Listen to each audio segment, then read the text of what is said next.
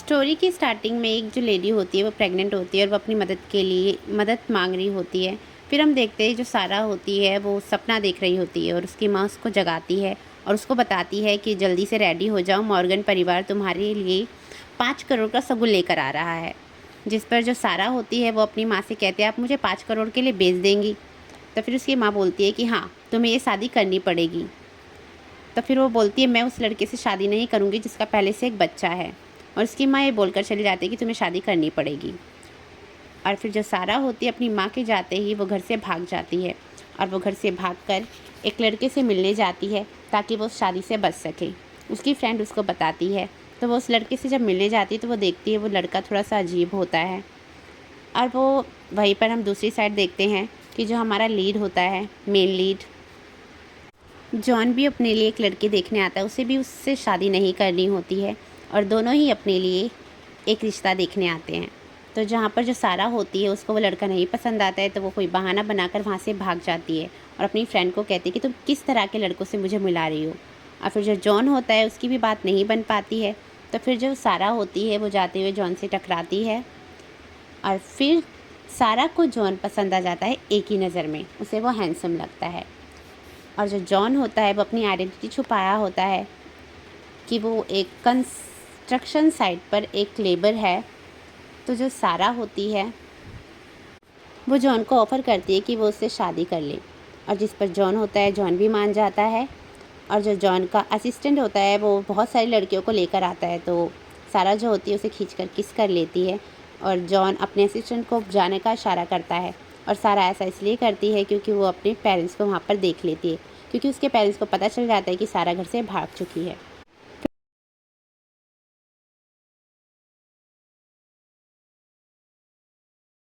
फिर जॉन और सारा शादी करके निकलते हैं बाहर। फिर जो सारा होती है वो अपने आप को इंट्रोड्यूस करती है जॉन से और जॉन भी सारा से अपने आप को इंट्रोड्यूस करता है और बताता है कि वो एक कंस्ट्रक्शन साइट पर लेबर है और उसका एक बच्चा है 4 साल का।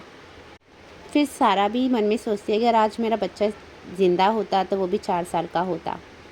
फिर वो सारा बोलती है कि जैसा कि मेरी शादी तुमसे हो गई है तो क्या मैं कुछ दिन के लिए तुम्हारे साथ रह सकती हूँ। और जिस पर ना चाहते हुए भी जॉन को मानना पड़ता है और सारा और जॉन अपना वीचैट शेयर करते हैं और सारा चली जाती है अपना सामान पैक करने अपने घर पे। फिर सारा अपने घर आती है तो उसके पेरेंट्स उस पर बहुत गुस्सा करते हैं और कहते हैं कि तुमने घर से भागकर बहुत गलती की है और अब तुम जल्दी से रेडी हो जाओ, हमें तुम्हारी शादी करानी है। जिस पर सारा अपने पेरेंट्स को बताती है कि वो शादी कर चुकी है और अब वो शादी नहीं कर सकती। फिर उसकी माँ बोलती है कि मॉर्गन ग्रुप बहुत अच्छा परिवार है और वो हमें बहुत सारे पैसे दे रहा है तो तुम्हें उसे शादी करनी पड़ेगी। तो फिर सारा कहती है कि मेरी एक और बहन है ना, अगर मॉर्गन ग्रुप इतना ही अच्छा है तो उसकी शादी उससे करवा दो। और वह ऐसा कहकर चली जाती है। फिर जो उसके जो पेरेंट्स होते हैं वो बहुत गुस्सा करते हैं और फिर वो अपने कर्मचारी को ऑर्डर देते हैं कि वो सारा ने जिससे भी शादी की है उसको ढूंढे और उससे वो तलाक करवाए।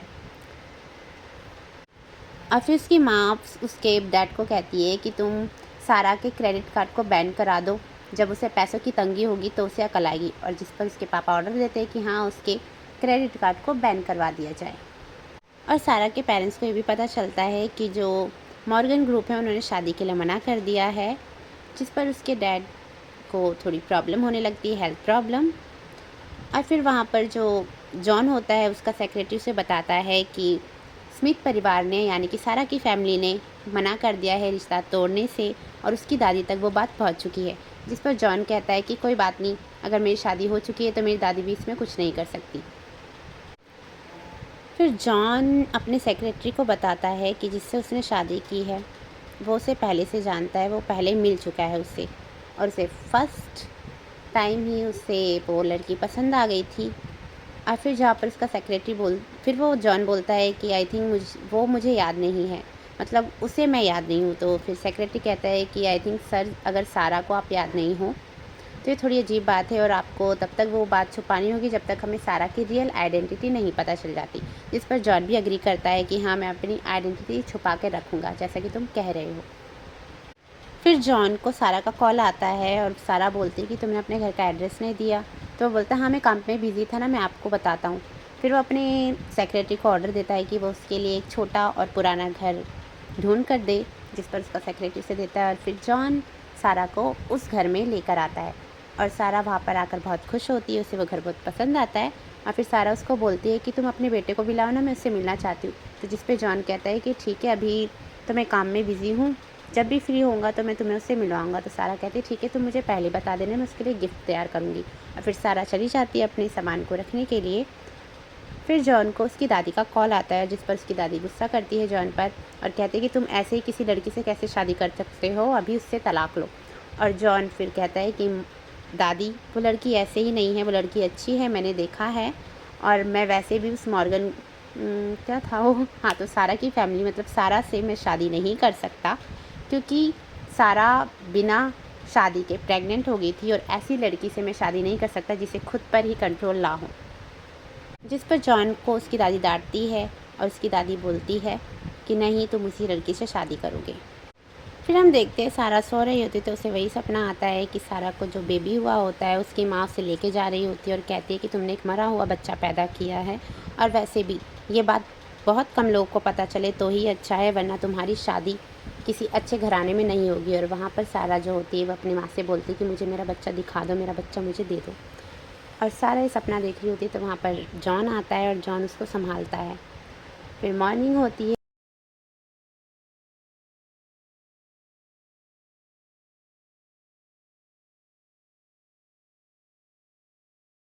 तो जॉन बोलता है कि मैं जब ड्यूटी से आया था तो मैंने देखा तुम थोड़ी सी परेशान थी, तुम्हें बुखार था, तो फिर मैंने तुम्हें दवाई दी और फिर तुम सो गई।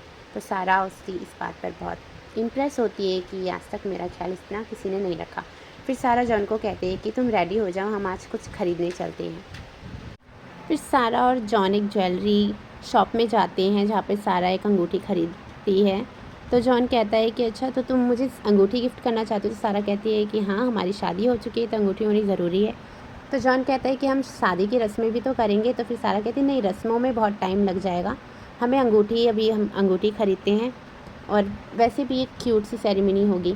तो फिर सारा जॉन कहता है तो ठीक है, फिर मैं खरीद के देता हूँ। जिस पे सारा मना करती है। सारा कहती है अभी तुम काम करो, जब तुम्हारे पास पैसे होंगे तो तुम खरीदना भी, मैं तुम्हें खरीद कर दे रही हूँ। तो सारा जब वो 2 अंगूठियाँ लेती है तो जो काउंटर होती है, जो रिसेप्शनिस्ट होती है, वो सारा को इस तरह से दिखाती है कि लाइक सारा वो अंगूठी खरीद नहीं सकती है। तो सारा उसको बोलती है कि आप अंगूठी दिखाइए और ये लीजिए मेरा कार्ड। तो जिस पर वो रिसेप्शनिस्ट उस कार्ड को लेके जाती है और सारा जब वो अंगूठी जॉन को पहना रही होती है तो रिसेप्शनिस्ट वो कार्ड फेंक कर कहती है कि इसमें पर्याप्त बैलेंस नहीं है। फिर सारा को पता चलता है कि उसके कार्ड में के बैलेंस, मतलब उसके कार्ड के बैलेंस को उसके पेरेंट्स ने फ्रीज कर दिया है। और फिर वो जो रिसेप्शनिस्ट होती है वो सारा के साथ बदतमीज़ी करने लगती है और बोलती है जब तुम्हारी औकात नहीं है तो अंगूठी खरीदती क्यों हो। और वो फिर बदतमीज़ी करती है तो फिर जॉन जो होता है, और फिर वो जॉन से फ्लर्ट करने लगती है और जॉन उस रिसेप्शनिस्ट को सबक सिखाता है। फिर जो रिसेप्शनिस्ट होती है वो उसको जॉन को कहती है कि बातें तो ऐसी निकल रही जैसे कि सीईओ हो किसी कंपनी के, लेकिन तुम तो एक कर्मचारी हो ना, और यहाँ से जाओ वरना मैं पुलिस को बुलाऊंगी। फिर जिस पर जॉन होता है वो अंगूठी उठाता है और वो सारा को पहनाने लगता है और बोलता है कि ये अंगूठी सिर्फ तुम्हारी है और आज ये अंगूठी तुम्हारी होने से कोई नहीं रोक सकता। और फिर जिस पर रिसेप्शनिस्ट उस बटन को दबा देती है जो इमरजेंसी बटन होता है, और उस पर वो जो स्टोर का मैनेजर होता है वो आता है और फिर वो बोलता है क्या हो रहा है यहाँ पर। फिर रिसेप्शनिस्ट बोलती है कि 2 गरीब आए हैं जो यहाँ पर ड्रामा कर रहे हैं, अंगूठी नहीं खरीद रहे हैं। फिर जिस पर जो जॉन होता है वो अपना फेस उसको दिखाता है और वो देखकर चौंक जाता है। और जहाँ सारा को थोड़ी सी गड़बड़ लगती है तो जो जॉन होता है वो अपने मैनेजर को गले लगाकर उसे समझाता है कि क्या बात है। फिर जिस पर जो मैनेजर होता है वो बोलता है कि हाँ, ये हमारे यहाँ के कस्टमर हैं और ये हमारे यहाँ काम करते हैं, इस वजह से मैं जानता हूँ। और जिससे वो लोग बात संभाल लेते हैं। और जो सारा होती है उसको अपनी उसको वो गलतफ़हमी लगती है। और फिर जो मैनेजर होता है वो उसे माफ़ी मांगने को कहता है रिसेप्शनिस्ट को, और रिसेप्शनिस्ट से माफ़ी मांगती है और उसे मैनेजर भेज देता है। फिर जो मैनेजर होता है वो लोगों को बोलता है कि हमारे यहाँ पर स्कीम चल रही है कि जो 100वां ग्राहक होगा उसे हम बिना कंडीशन के कोई भी चीज़ खरीदने को कहेंगे। तो फिर जिस पर वो बोलता है कि आप हमारे 100वें ग्राहक हैं, तो आप ये अंगूठी ले सकते हैं। फिर वो लोग उस अंगूठी को परचेज़ कर लेते हैं और वो लोग उस अंगूठी को परचेज़ कर लेते हैं। और हम देखते हैं कि जो जॉन का असिस्टेंट होता है वो जॉन के बेटे को लेकर आया होता है और उसका बेटा दूर से देख रहा होता है और उसका बेटा वहाँ पर आकर अपनी न्यू मॉम से मिलने वाला होता है, लेकिन उसका असिस्टेंट उसे रोकता है और कहता है कि सर मुझे बहुत डांटेंगे, मैं तुम्हें छुप कर लाया हूँ, तो सर जब खुद मिलाएंगे तुम्हें तुम्हारी मम्मा से, तुम उसे मिलना।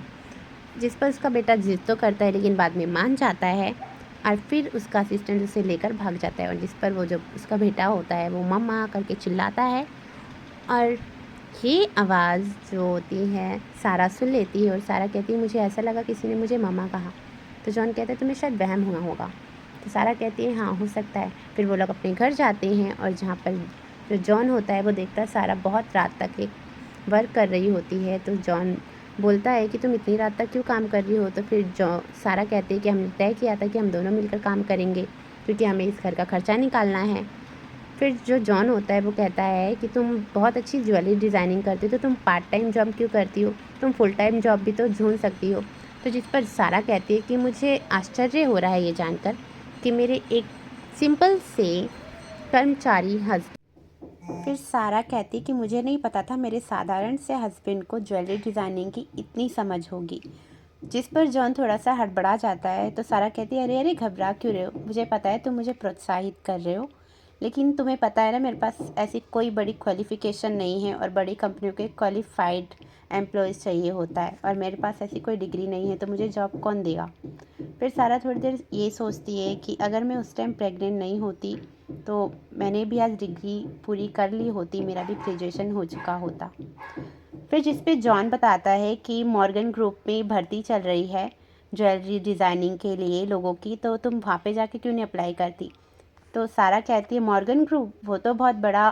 फिर सारा कहती है मॉर्गन ग्रुप तो बहुत बड़ी कंपनी है और वहाँ पर के एम्प्लॉयज़ के लिए बहुत अरे यार और वहाँ के एम्प्लॉयज़ की क्वालिफ़िकेशन ज़्यादा होगी और मैं क्वालिफाइड नहीं हूँ।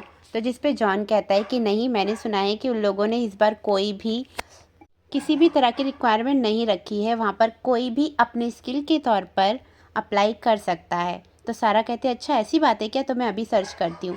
फिर जिस पे जॉन अपने पेट दर्द का नाटक बनाता है और फिर सारा उसे दवाई लेने के लिए चली जाती है। तो जॉन अपने एम्प्लॉय को कॉल करता है और बोलता है कि तुम जल्दी से एप्लीकेशन की टर्म्स एंड कंडीशंस को चेंज करो, उस पर लिखो कि हमें किसी भी तरह की कोई क्वालिफाइड पीपल्स नहीं चाहिए, कोई भी यहाँ पर अप्लाई कर सकता है। फिर नेक्स्ट डे सारा उस कंपनी में जाती है इंटरव्यू के लिए और वहाँ पर देखती है कि इतनी सारी बेस्ट क्वालिफाइड लड़कियाँ वहाँ पर इंटरव्यू देने के लिए आती हैं। फिर वो एक लड़की से बात करती है जिस पे वो लड़की बताती है, कह रही ये लोग इंटरव्यू देने नहीं आए, ये लोग तो यहाँ के CEO से मिलने आई हैं। ये सारी लड़कियाँ सपना देखती हैं CEO की वाइफ बनने का। जिस पर एक दूसरी लड़की बताती है कि अरे उस CEO का तो 4 साल का बच्चा भी है। फिर वो जो दूसरी लड़की होती है वो कहती है क्या उसका एक बच्चा है, इसका मतलब वो शादीशुदा है। फिर सारा कहते हैं और अगर हाँ वो शादीशुदा है और अगर तुम फिर भी उसकी वाइफ बनने का सपना देखते हो तो ये गलत है क्योंकि तुम दूसरी औरत कहलाओगी, और वैसे भी मुझे ऐसी कोई चाह नहीं क्योंकि मैं पहले से शादीशुदा हूँ। फिर वो जो दूसरी लड़की होती है वो बताती है कि यहाँ पर बहुत बड़ी बड़ी कॉलेजों से क्वालिफाइड गर्ल्स इंटरव्यू के लिए आई हैं, हार्वर्ड से। और तो फिर वो जो सारा होती है, सारा कहती है कि यार मैं तो वैसे भी किसी इंस्टीट्यूट से क्वालिफाइड नहीं हूँ और मेरे पास ऐसी कोई डिग्री नहीं है, तो मुझे जॉब कैसे मिलेगी। फिर वो जो दूसरी लड़की होती है कहती है मुझे भी यही चिंता है कि मुझे यहाँ पर कैसे जॉब मिलेगी, मैं तो सिर्फ वो कहती है मैं तो सिर्फ लियार्डन डिज़ाइनर एकेडमी की ग्रेजुएट हूँ, पता नहीं मुझे जॉब कैसे मिलेगी। तो सारा कहते हैं लियार्डन एकेडमी, यार तुम तो बहुत अच्छी क्वालिफाइड हो और तुम्हें जॉब क्यों नहीं मिलेगी। तो फिर वो कहती है अरे मेरी बात छोड़ो, यहाँ पर तुमने देखा यहाँ पर बहुत बड़े बड़े एकेडमी से लोग क्वालिफाइड हैं, तो उनके सामने तो मेरा कुछ भी नहीं बनता। जिससे सुनकर सारा थोड़ी सी घबरा जाती है।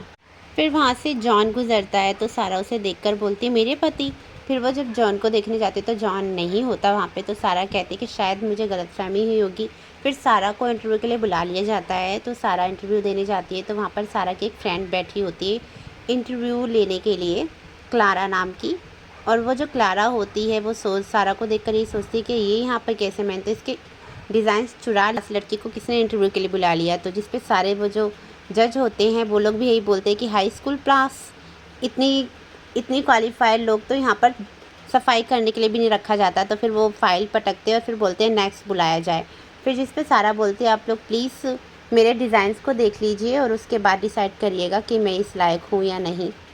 फिर सारा जब अपने डिज़ाइंस दिखाती है तो वो क्लारा उसको रोक देती है और उसको बोलती है कि तुमने सुना नहीं कि तुम इतनी क्वालिफाइड नहीं हो कि हमारे यहाँ पर जॉब कर सको। एक हाई स्कूल स्टूडेंट यहाँ पे जॉब नहीं कर सकती और तुम्हें इंटरव्यू देने का कोई हक नहीं है।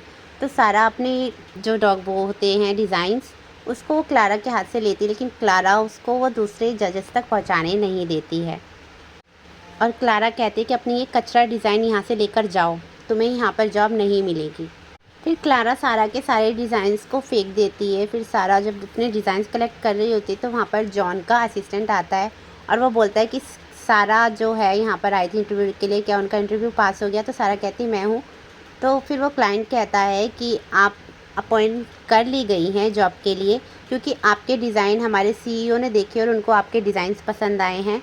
और ख़ास बात ये है कि आप हाई स्कूल पास है उसके बाद भी आपके डिज़ाइन नॉलेज बहुत अच्छे हैं, तो हमारे सीईओ आपको जॉब पे रखते हैं। जिस पे क्लारा कहती है कि नहीं ये ऐसे कैसे हो सकता है, ये हाई स्कूल पास है सिर्फ। तो फिर जिस पे वो जो असिस्टेंट होता है वो कहता है क्या तुम सीईओ के ख़िलाफ़ जाओगी। फिर क्लारा कहती है कि मैं ऐसा कैसे कर सकती हूँ। फिर असिस्टेंट कहता है कि गुड। और फिर वो सारा को कहता है कि कल से आप जॉब पे आ सकती हैं। तो सारा ये बात सुनकर बहुत खुश होती है। फिर जब सारा जा रही होती है तो वो सोचती है कि मुझे सीईओ को थैंक यू कहना चाहिए क्योंकि उन्होंने मेरे टैलेंट को पहचाना और मुझे जॉब दी। और हाँ, मुझे शादी नहीं करने के कारण को भी उन्हें बता देना चाहिए कि मैंने उनसे शादी क्यों नहीं की। तो फिर हम देखते हैं वहाँ पे जो जॉन होता है वो असिस्टेंट के साथ जा रहा होता है और वो उसे थैंक यू कह रहा होता है कि उसे उसके असिस्टेंट ने अच्छा काम किया। फिर वो जो एक लड़की होती है जो जॉन की कंपनी में काम करती है तो वो ये जॉन के ऊपर डोरे डालने के लिए जाती है। वो बोलती है कि मतलब ये उसका असिस्टेंट है और ये हमारी कंपनी के सीईओ है। तो वो उसके पीछे पीछे लिफ्ट में चली जाती है। जहाँ कुछ लड़कियां बात कर रही होती है कि जो मॉर्गन ग्रुप के सीईओ है कभी भी उन्होंने खुद को एक्सपोज नहीं किया है, वो ऑलवेज विदेश में ही थे और आज वो हमारी कंपनी में आए हैं, इसका मतलब हमें उन्हें देखने का मौका मिलेगा। और फिर वो जो लड़की होती है वो जो लिफ्ट में होती है वो जॉन पर जानबूझ के गिर जाती है। वो सोचती है कि अगर मैं इनके साथ जुड़ जाऊंगी तो मेरी लाइफ सेट है। और फिर अचानक ही लिफ्ट खुलती है और जहाँ पे सारा उन लोगों को ऐसे देख लेती है और वो चौंक जाती है। फिर सारा उस जॉन को कहती है कि जॉन तुम यहाँ के सीईओ हो, तुमने झूठ बोला। तो जिस पे जॉन कहता है कि नहीं नहीं मैंने झूठ नहीं बोला है और मैं तुम्हें सब समझाता हूँ ना, हम पहले घर चलते हैं। फिर वो चला जाता है सारा को लेकर। फिर वहाँ पर जो लड़कियाँ होती हैं वो सारी कहती है कि माइकल मतलब उसके असिस्टेंट से कि माइकल सर ये क्या हमारे यहाँ के सीईओ थे। जिस पे माइकल कहता है नहीं नहीं ये कोई सीईओ नहीं है, ये तो एक आम आदमी है, बस एक आम आदमी से मुलाकात थी। फिर जो वो लड़की होती है वो माइकल को कहती है कि माइकल प्लीज़ मुझे हमारे सीईओ से मिलवा दो ना, मैं तुम्हें मतलब मैं इसके बदले तुम्हारे लिए कुछ करूँगी। तो फिर माइकल कहता है जस्ट शट अप और आज से तुम्हें निकाला जाता है। फिर हम देखते हैं जो जॉन होता है वो सारा को बताता है कि उसकी पहचान असिस्टेंट से बहुत अच्छी है, इसलिए असिस्टेंट ने उसको कंस्ट्रक्शन साइट से हटाकर यहाँ पर एक एम्प्लॉय की जॉब दे दी है। फिर वो सारा मान जाती है और वो जॉन कहता है सारा को कि ये बात किसी को ना बताए कि हमारी बहुत अच्छी पहचान है। फिर सारा कहती है कि ठीक है मैं नहीं बताऊँगी। फिर जिस पे जो जॉन होता है वो पूछता है कि तुम्हारा इंटरव्यू कैसा गया। तो फिर वो सारा कहती है कि मुझे जॉब मिल गई है और इसके बदले में तुम्हें आज रात को एक ब्यूटीफुल सा गिफ्ट दूंगी। फिर जॉन एक्साइटेड हो जाता है। और दूसरी साइड जो सारा के पेरेंट्स होते हैं उनको पता चलता है कि जो सारा ने शादी की है वो एक कंस्ट्रक्शन साइट पर मज़दूर है जिसके साथ उसने शादी की है और हाँ उसका भी ऑलरेडी एक बच्चा है। फिर उसकी माँ गुस्सा करती है और उसकी माँ बोलती है एक तो उसने इतने गरीब इंसान के साथ शादी की है और ऊपर से ऐसे इंसान के साथ जिसका ऑलरेडी बच्चा है, तो उसे मॉर्गन ग्रुप के सीईओ से शादी करने में क्या प्रॉब्लम थी। फिर उसका जो फादर होता है वो बोलता है कि मुझे कुछ नहीं पता है, तुम उन दोनों को ढूंढ कर लाओ और मैं सारा का उससे तलाक करवाऊँगा और उसे मॉर्गन ग्रुप से शादी करनी पड़ेगी। फिर हम देखते हैं कि नाइट का जो गिफ्ट था सारा वो जॉन को कुकिंग करके मतलब एक डिश बना कर देती है जिस पे जॉन थोड़ा सा मतलब उसे पता चलता है कि सारा ने कुकिंग थोड़ी अच्छी नहीं की है, तो सारा बोलती है कि एक्चुअली मेरी फ्रेंड्स मुझे ऑलवेज़ कुक करने को कहते हैं, लेकिन मैंने कभी उनके लिए कुक नहीं किया, मैंने तुम्हारे लिए कुक किया है, अच्छा है ना? तो जॉन कहता है हाँ हाँ बहुत अच्छा है।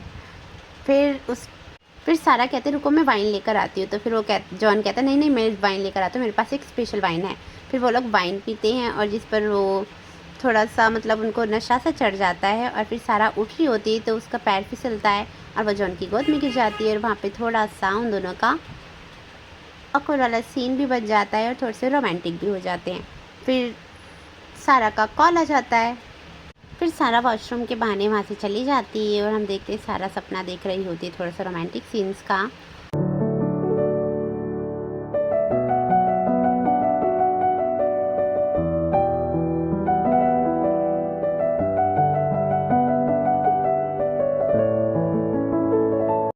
और फिर मॉर्निंग होती है जहाँ सारा अपने जॉब पर जा रही होती है, लेकिन थोड़ा सा अपने खो फेस को हाइड करते हुए। फिर जहाँ पे जॉन कहता है कि जॉन सारा मैंने ब्रेकफास्ट बना लिया है तो तुम ब्रेकफास्ट करके जाओ।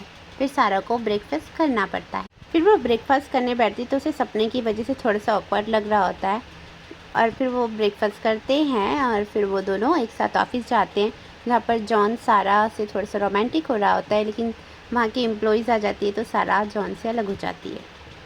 फिर सारा कहते हैं कि मॉर्गन ग्रुप में रोमांस की अनुमति नहीं है, ऑफिस में कोई भी रोमांस नहीं कर सकता। और ऐसा कह के वो चली जाती है, जिस पे जॉन कहता है अच्छा ऐसा भी कोई रूल है, मेरी कंपनी में मेरा रूल और मुझे पता नहीं है। फिर वहाँ पर उसका असिस्टेंट आता है जॉन का और फिर जॉन बोलता है अपने असिस्टेंट से कि सुनो सब वो क्या बोलते हैं डिज़ाइनिंग वाले अपार्टमेंट में जाकर सबको कहो कि सारा का ख्याल रखे और हाँ तुम्हारा न्यू रिलेशन्स है मेरे साथ कि आज से तुम मेरे एक अच्छे जानकार हो, हम दोनों एक दूसरे को अच्छे से जानते हैं। फिर उसका जो असिस्टेंट होता है वो कहता है सर आपको नहीं लगता दिन पे दिन मेरी पोजीशन थोड़ी हाई होती जा रही है, कहीं ऐसा तो नहीं कि मैं इन फ्यूचर CEO हो जाऊं? जिस पर जॉन कहता है कि हाँ बहुत अच्छे सपने हैं, कहीं ऐसा तो नहीं इन फ्यूचर तुम कंस्ट्रक्शन साइट पर ईंटें उठा रहे हो? और वो ऐसा कहकर चला जाता है। फिर सारा डिज़ाइन वाले फिर सारा अपने डिज़ाइन वाले ऑफिस में जाती है और सबको हाय कहती है, लेकिन लोग उस पर ध्यान नहीं देते।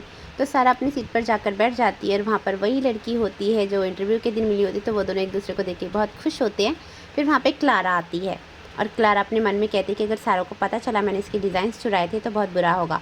फिर वो कहती है कि सारा मैं तुम्हें यहाँ पर रहने नहीं दूँगी, तुम्हें जल्दी ये जॉब छोड़नी पड़ेगी।